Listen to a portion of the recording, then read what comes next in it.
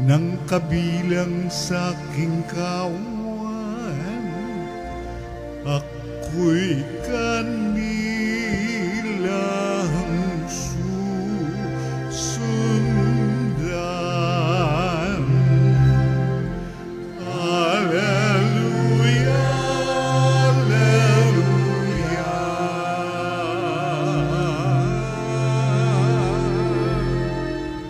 Alleluia, alleluia.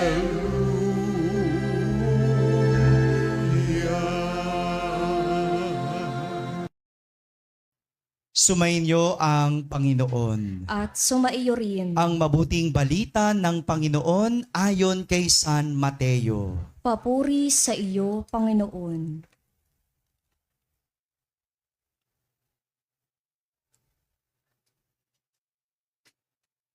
Noong panahong iyon, isang araw ng pamamahinga, naparaan si Jesus sa triguhan.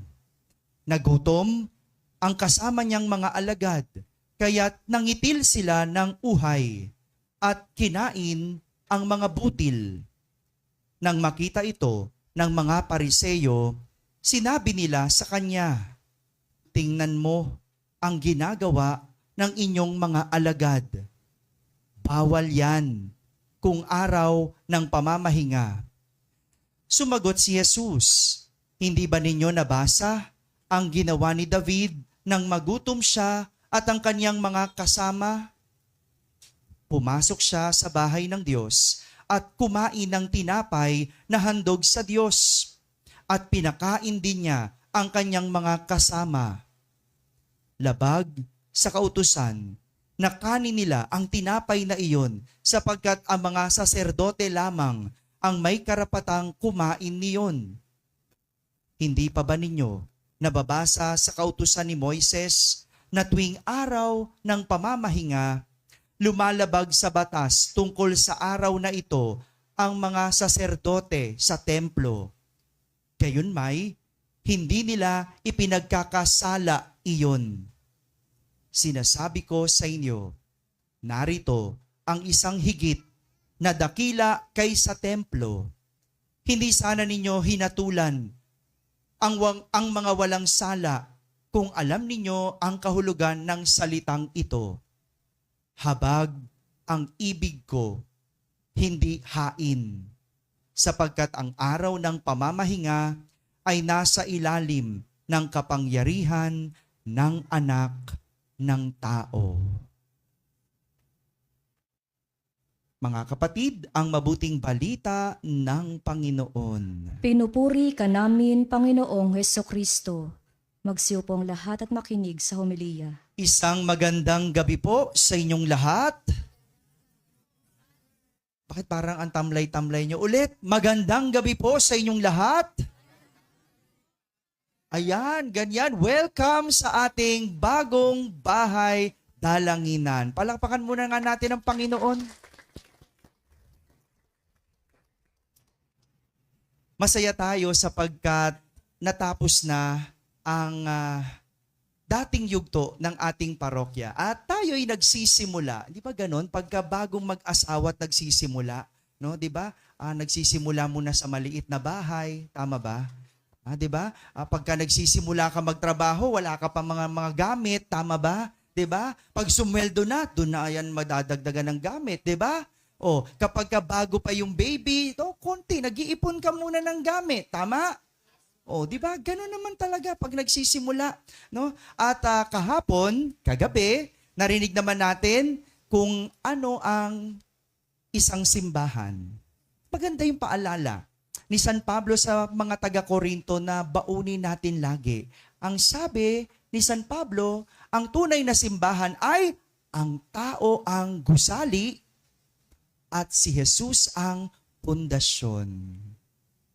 Ang tao ang gusali, si Jesus ang pundasyon. Pakiikot nga yung inyong mga ulo. Tingnan nyo nga yung inyong paligid.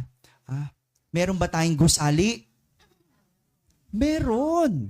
Kakasabi ko lang hindi ba? Sino ang gusali? Tayo. No? Tayo ang gusali at ang pundasyon ay si Jesus. Yan ang simbahan. Yan ang tunay na simbahan, no? Kaya ikot-ikot lang sa mga palipaligid, no? Ang tunay na simbahan tayo. At si Jesus ang ating pundasyon. Yan ang magandang paalala sa atin, sa ating pagsisimula, sa ating pagbebendisyon ng ating pansamantalang bahay talanginan. Pero dako na tayo sa ating mga pagbasa at sa pagdiriwang sa araw na ito. Isang natatanging aral ang nais puntuhin ng ating mga pagbasa sa araw na ito. Maganda ang tinuturo na aral sa atin na mga pagbasa sa araw na ito. Narinig natin na sinita ng mga Pariseyo ang alagad ni Jesus dahil sila ay nahuling nangitil o namitas ng trigo sa araw ng pamamahinga. Mahigpit sa batas ang mga Pariseyo. Kaya nga, araw ng pamamahinga, bawal ang magtrabaho. At yung pamimitas, yung pangingitil ay isang trabaho. Kaya nga, sinisita ang mga alagad ni Jesus dahil nilabag nila ang batas ng araw ng pamamahinga. Kanya ng mga Pariseyo, mahigpit. Mahigpit pagdating sa ibang tao. Pero pagdating sa sarili, hindi. May kilala ba kayong ganyan? Madaming ganyang tao, mahigpit sa iba, pero pagdating sa sarili, hindi. No? May kilala akong ganito, yung magaling manchismis ng iba. Ang galing gumawa ng kwento pagdating sa iba. Pero kapag sila na ang chinismis, kapag sila na ang ginawa ng kwento, nagagalit, nasasaktan. May kilala kayong ganon? O, di ba? Meron magaling yung ang galing mang-asar, no? Di ba? Ang galing, no? Ang galing mang-asar, pero pag siyang inasar, pikon. Oh, maraming ganyang mga tao, gagaling talaga. Pagdating sa iba, pero pagdating sa sarili, tinan mo. Meron pa sa iba naninita. Pero kapag silang gumawa, walang masasabi. Para sa iba, bawal. Pero sa sarili, pwede. May ganun ba sa inyo, May? Ha? May kilala kayong ganyan? Ganyan ang mga Pariseyo. Pagdating sa batas, mahigpit. Pero kapag sa sarili, hindi. Gaya na lang na sinabi ni Jesus, tuwing araw ng pamamahinga, lumalabag sa batas tungkol sa araw na ito ang mga saserdote sa templo. Gayon hindi nila ipinagkakasala iyon. Bakit? Ano ba yung batas? Kasi kinakain nila yung tinapay. No? Kinakain nila yung tinapay. No? Kumakain sila ng tinapay tuwing araw ng pamamahinga. Pero, sabi ng mga saserdote, hindi namin ipinagkakasala iyon dahil ginagawa namin ito para sa Diyos. Ginagawa para sa Diyos.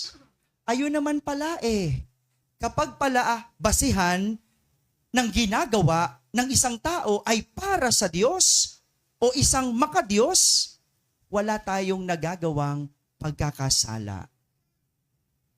Naintindihan niyo yun? Kapag pala ang ginagawa ng isang tao ay para sa Diyos at ang ginagawa niya ay makadiyos, wala siyang nagagawang pagkakasala. Ito ang magandang pagnilayan sa araw na ito. Ang akin bang ginagawa ay para sa Diyos? Ang akin bang ginagawa ay para sa ikapupuri ng Diyos? Ang akin bang ginagawa ay makadiyos? Ang akin bang ginagawa ay para sa Diyos o para sa sarili? Yun ang magandang tanong. 'Di ba? Yung akin bang mga kinukwento sa iba, nakapagbibigay ng karangalan sa Diyos o nakapaninira ng iba? Talaga tinitignan yung mga ginagawa, 'di ba? Yung akin bang paglilingkod sa Diyos ay para sa Diyos o para sa sarili ko? Maraming ganyan, no? Maraming ganyan. Kaya nga sa ibang parokya nag-aaway-away, no? Gusto maglingkod doon sa prime time. May ganun, may mga ganun na mga simbahan. Ano yung prime time? Kung saan maraming tao, kung saan maraming nagsisimba. Bakit? Kasi para makilala. No? Yung akin bang paggising sa umaga, Maymay? Anong dahilan? Ito ba'y para sa sarili ko? O para sa ikapupuri ng Diyos? Magandang yun ang tanong. Magandang yun ang pagnilayan. Kaya ba ako nagtatrabaho para lang sa sarili ko, para yumaman ako, o para sa pamilya ko? Kaya ba ako nag-aaral, ramram, para lang sa sarili ko, o para sa nanay at tatay ko? Kaya nga, si Jesus malinaw sa kanya na pinahintulutan niyang mamitas ang kanyang mga alagad dahil sa habag at awa niya sa kanila. Habag at awa. Sabihin niyo nga, dahil naawa siya, dahil nagugutom ang kanyang mga alagad, kaya niya pinahintulutan na mamitas at mangitil ang mga iyon. Malinaw kay Jesus kung bakit niya ginagawa ang bagay na iyon. Dahil siya ay naawa. Siya ay nahabag. Ito din ang malinaw kay Isaías sa ating unang pagbasa. Nang dalawin niya si Ezekias dahil malubha ang kanyang sakit. Pinakita sa ating unang pagbasa ang panalangin ni Isaías. Sabi niya, O Panginoon, alam mo kung paano ako namuhay sa iyong harapan. Naglingkod ako sa iyo ng tapat at ginawa ko ay pawang nakalulugod sa iyong paningin. Sa ginawa ni Isaías, ipinakita niya na kung ang ating ginagawa ay nakalulugod sa paningin ng Diyos, walang dasal ang hindi kaya niyang dinggin. Ulitin ko, ipinakita ni Isaías na kapag ang ginagawa mo ay nakalulugod sa Diyos, sa paningin ng Diyos, walang dasal ang hindi niya kayang dinggin. Kaya dapat pala, malinaw yung ating ginagawa. Bakit ba ako naglilingkod? Bakit ba ako nagsisimba? Bakit ba ako nakikipagkaibigan? Bakit ba ako nagtatrabaho? Bakit ba ako nag-aaral? Kapag lahat ng yan ay kalugod-lugod sa Diyos, walang dasal ang hindi niya kayang dinggin. Alam niyo po, nang malaman ng mga kaibigan ko na tayo ay magpapatayo ng simbahan, unang tanong nila sa akin, bakit mo ginagawa yan? Sabi, bakit mo ginagawa yan? Pahirapan mo lang sarili mo. Ilang taon ka lang dyan. Ba't mo ginagawa yan? Yung iba naman, ang sabi sa akin, ay, sige ituloy mo yan, Father. Kasi legacy mo yan. Alam niyo po, sa totoo lang, hindi ako komportable sa tawag na iyon. Hindi ako komportable pag sinasabing legacy mo yan. Para pag umalis ka, maaalala ka nila. Para pag wala ka na, may iwan ka para sa kanila. Hindi ako komportable doon. Dahil ang totoo, para sa akin, kaya ako to ginagawa kasi naawa at nahabag ako sa mga parishioners natin na nagsisimba sa kalsada. Dahil ang liit-liit ng ating simbahan, hindi natin mabigyan ng komportableng lugar para ang ating mga parishioners ay makapagdasal ng maayos. Nangarap ako, sana isang araw wala nang magsisimba sa kalye. Yun yung una kong pangarap nung dumating ako. Una kong pangarap. Pero sabi ko, paano ko tutuparin yun? Hindi ko nga alam kung saan tayo kukuha ang pambayad ng kuryente. Pampapagawa pa ng simbahan. Paano ko magagawa yun? Hindi ko nga alam saan tayo kukuha ng pampasweldo. magaling ang Diyos.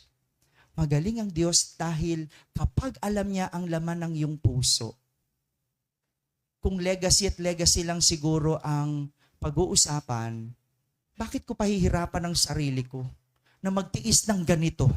No? Lapot na ako. No? Umpisa pa lang ng misa, lapot na lapot ako. Pag nakita niyo loob ng damit ko, basa hanggang sakong. No? Bakit ko pahirapan sarili ko ng ganito? Bakit ko pahirapan kayo ng ganito? No? Sanay naman na tayo magtiis ng ganun. Pag nagmimisa ako, komportable na ako doon sa altar. Bahala na yung susunod na pare. No? Kung legacy lang. No? Pero, hindi yun ang laman ng puso ko eh. At, ito yung legacy na dapat iniiwan. Hindi yung mga bagay na nasisira at napapalitan. No? Hindi ko pinalitan yung anumang naiwan ni Father Benji. Hindi naman natin talaga sinira yung anumang nagawa ni Father Jerry. No? At hindi ko hihigitan yung anumang nagawa ni Father Douglas. Tinutuloy lang natin yung kwento. Anumang may iwan ko, sanang maalala nyo yung isang bagay na hindi magigiba, hindi mawawala, at hindi maluluma. Yung alaalang iniwan ni Father Benji, lipas na siya pero buhay pa sa inyo. Yung mga nagawa ni Father Jerry, yung pagsasayaw ninyo, yung tradisyon at kultura ng ating parokya, ito na ang itsura ng ating simbahan pero buo pa rin ang sayaw. Ganun pa rin ang panalangin. Ganun pa rin ang pag-indak. Nakabelo pa din. No? Yung mga iniwan ni Father Douglas na iniingatan natin, no? Lahat yan, itinutuloy ko lang. At kung ano man ang legacy aming may iwan, hindi yung material, hindi yung physical, kundi kung ano ang kalugod-lugod sa Diyos. Mga kapatid, magagawa lang nating bigyan ng papuri ang Diyos sa ating mga ginagawa kung malinaw sa atin ang lahat ng iyon ay kalugod-lugod sa Diyos. Amen.